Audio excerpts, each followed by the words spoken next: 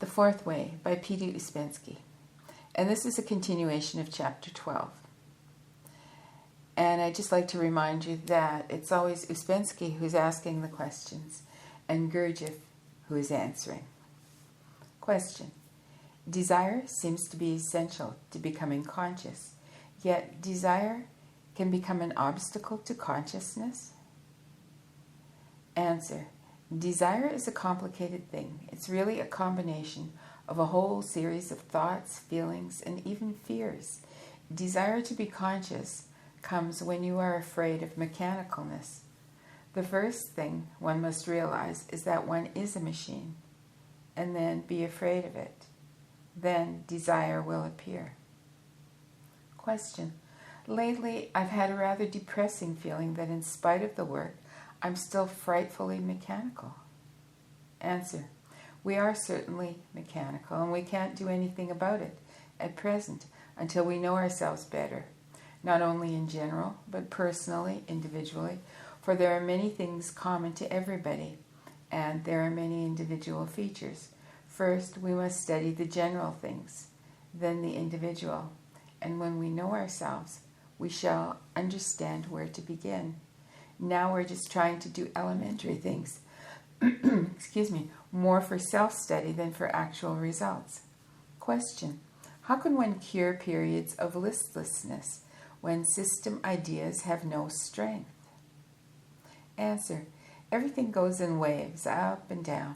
It's necessary to acquire enough memory and enough elevation, so to speak, in order that moments of depression one will not lose the thread, will not forget what has been.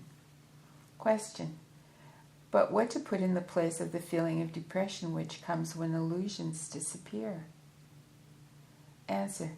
Depression may be due to other illusions that take place of the vanished ones. The first illusions were full of hope, and other illusions may be full of despair. That is all. Question. How can we strengthen and fix moments when emotion is felt and we want to work, and use this at moments when we do not want to work? Answer. By trying to connect these moments when you are in a state of wanting to work, remember other moments that you were in the same state and make a mental link between them. Question. But will it bring with it incentive to work?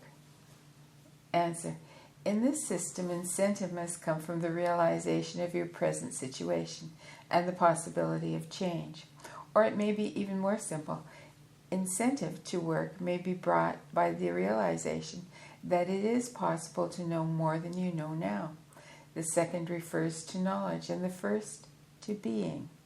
Actually, you must have both, and all this must be verified. Very soon after you begin the work, you realize that you begin to acquire certain knowledge that opens new possibilities of understanding.